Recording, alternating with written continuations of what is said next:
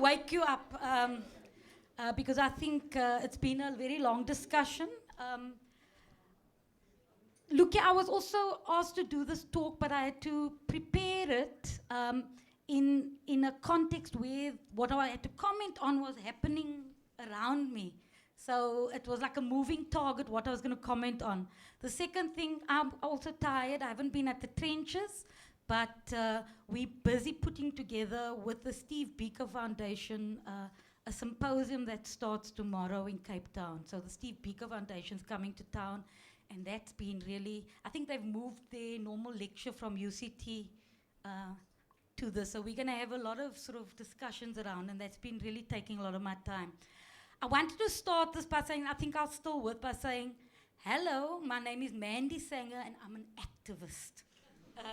It's meant to sound like Alcoholics Anonymous, because I think activism over the last 20 years has been made out to be like a disease that needs to be cured, you know, or it's something that's part of a very sort of temporary phase in your life. I don't think about it like that. So for me, being able to do this talk at the as part of the Ashley Kriel Youth Development Program is a real honor to me as a representative of the students of the 1980s. I don't believe that I speak just for myself in terms of what I'm going to be saying. I think a person like Ashley Kriel was born out of a very similar set of circumstances to what I was born. I'm older than him. I'm 52 now. I think he'd have been in his 40s. 14, oh, not so. He's quite close to me. But I mean, I started my high school in 76, so Steve Biko was a real inspiration in a real sense. And in a time where just reading Steve Biko was an illegal act. It was illegal. We had to hide the books. We had to swallow pages of Steve Biko on Table Mountain. The very act of discussing politics was illegal. And I think a lot of people don't think about apartheid laws in that way.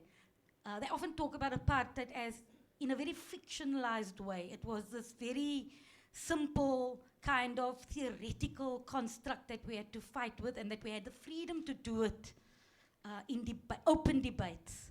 And so that people need to understand that our generation fought against apartheid in very different circumstances to what young people today are fighting. So it's a real honor for me. Ashley Kriel was one of those people who kind of popped up at university when we were there having rallies, and as a high school lightie would kind of be very inspirational. You know, he wasn't just a rebel rouser.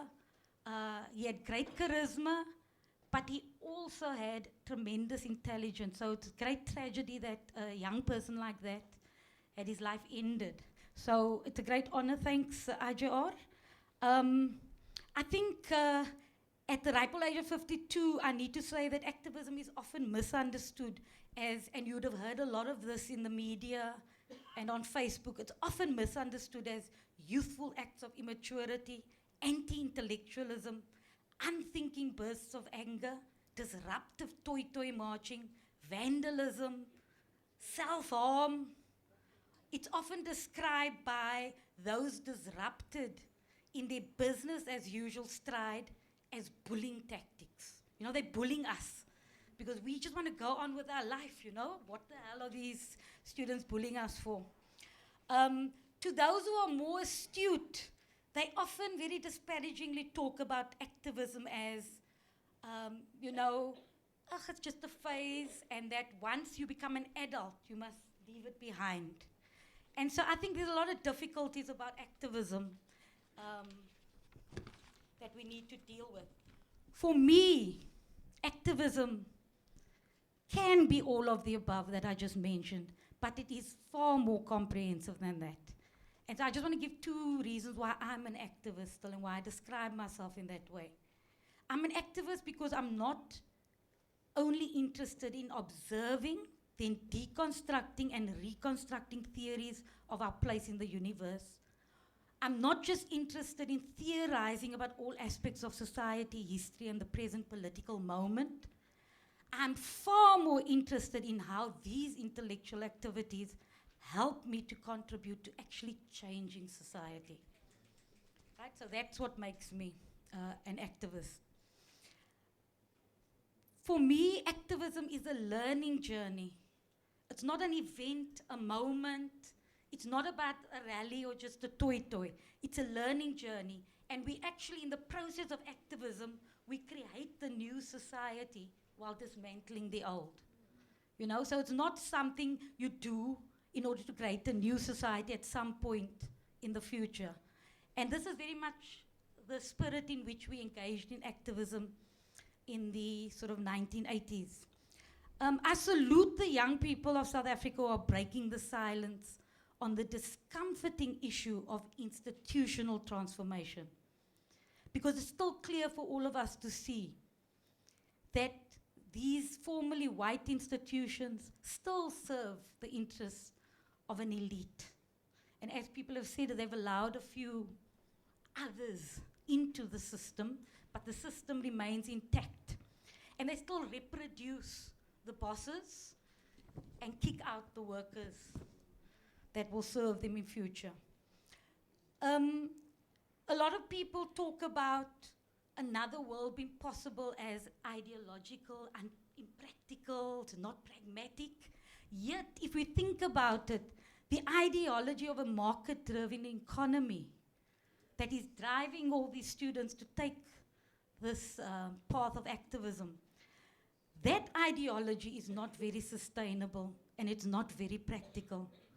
It's been proven over and over again that it's inefficient, it cannot provide a healthy society for all. It's a gambling mechanism for the wealth of the world to be streamed into the hands of 1%.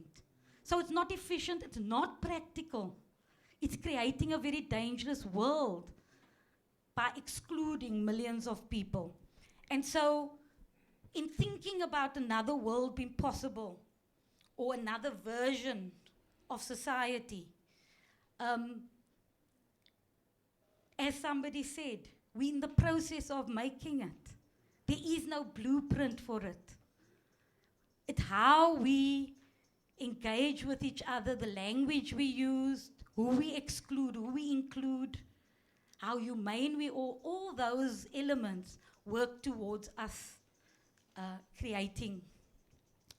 In the current version of society, it's said that students need to knuckle down and bank their hard-earned knowledge that they can draw on later. Education at the moment is an instrument for building oneself into a brand so that we can compete in the marketplace. That's what education is. It isn't about learning, it isn't about improving society, because if it was, all these universities that have been around for hundreds of years, why isn't they haven't been able to solve the basic problem of poverty in our society? It's not rocket science. It's not. It's because these universities are designed to reproduce masters and slaves. And that's what they still continue to do. And in between, lots of really wonderful things do happen. You know, Marxists get to write their books and address conferences. And I can see a lot of these students are heading there. They're going to live in lots and lots of conferences. Another version of society is possible. I'm just going to go towards concluding now. And although we don't have a blueprint, there are glimpses of possibility. If we look at the Nordic countries where they have social democracy, they're able to have very healthy societies. Education is free. They have a far more sharing and caring society. People don't have to work themselves to a bone and do overtime in order to just make a living. So they can cut the working time so that more people can be employed, but still earn a decent living. They don't have to spend their hard-earned money on basic things like transport, health, education. Right? they may do it, those who are rich get to spend more through a wealth tax. But basically in your Nordic countries, that responsibility is taken away. In South Africa, the reverse applies, and we modeled largely on what you have in the United States, where working class people spend a huge amount of their salaries, their wages, on transport, on basic things. And so there was a wonderful poster that was out doing its rounds on social media that I think speaks to that idea. And it said that, you know, education should not be a death sentence. And for us, I think what has driven a lot of students to the trenches is the fact that they have nothing to lose. Because there is just no way they can be able to afford education. And so this rhetoric of putting your body on the lines and that, there is nothing else people can really do. And that creates a very dangerous situation. I wanted to talk just in conclusion about some lessons that I think people can learn. But I want to say that, you know, I've written a whole long thing about the 1980s and how we engaged in struggle. You can read, I'm not going to talk all about it. But I want to say that primarily students are going to have to learn from their own struggles now. There's no magic about reaching back into the 80s and finding solutions to solve the problem. And that's not only about the fact that conditions are different. It's just that learning and struggle doesn't happen like that. So I think that's very important. But I think historical consciousness is important. Being aware of what happened before and the ways and the methods in which people struggled is very important. And in that sense, I want to refer to maybe one thing that I think the student movement in South Africa today can learn from. Because remember, you fighting in a time of freedom. You're not forced to go to working class communities and mobilize them. We, on the other hand, had no choice because that's where we lived, right? And so one of the things that I think, if I may, not in a patronizing way, suggest to students that you need to diversify the way you struggle, right? You need to, leadership needs to be attentive and pay attention to the very different ways in which students live today. So you need to look to your poets, you need to look to the filmmakers amongst you, you need to look to your performers, you need to look to your graphic designers, your writers, as we did. You know, we became screen printing experts. We didn't have internet and text messages, so we had to construct pamphlets by hand. We had to go to schools in the early hours of the night and commandeer the Roneo machine and roll for the whole night in darkness. We had to roll off thousands of pamphlets by hand. But the important thing about doing those tactile and hand-driven things, we built very lasting comradely friendships with each other. Even when we differed, we were able to, you know, you were really building. Whereas marching and going and singing together in and of itself doesn't really build or show ourselves. It doesn't reveal who we are to each other. And so, I mean, a lot of comrades here, Zenny's there, Sissel, great comrades, and a whole range of other people.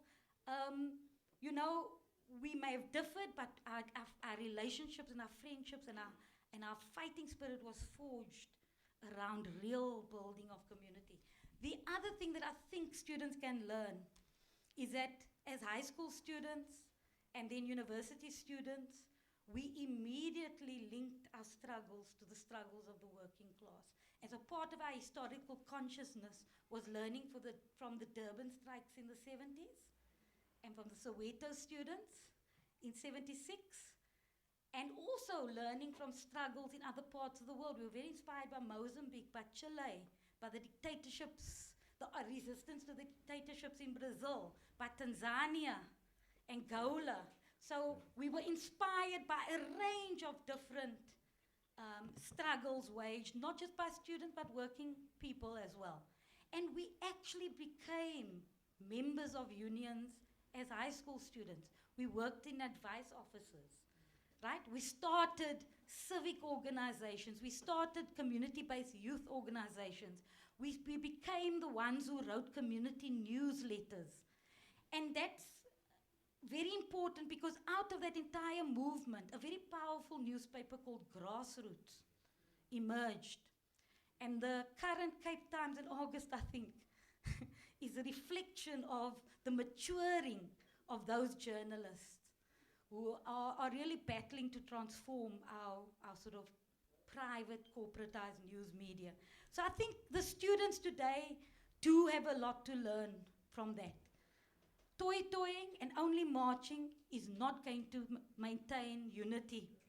There's no way, right? Students are going to disperse. They're going to be going to the bars and places like that. And it was a hard lesson for us to learn. Okay. I think I'm going to take one more point. And because I think I was going to make a point about class suicide. But I'll ignore that for a moment. I do just want to make one point that in between all these very serious struggles, right, we did chill out with George Benson, Earth, Wind and Fire. And so, and all those things, Aretha Franklin. And the reason I'm making that point is not for frivolous reasons, but this idea, which is very much a parliamentary notion of student leadership, you know, which is based on how you talk and how long you can talk, is not leadership. And I think one of the things we realized very soon, that Goombas, you know, become places for mobilizing. So Bob Marley was quite an amazing force for mobilization, you know. Pink Floyd's The Wall was really fundamental. We took over sports stadiums. We didn't say, hey boy, hi boy.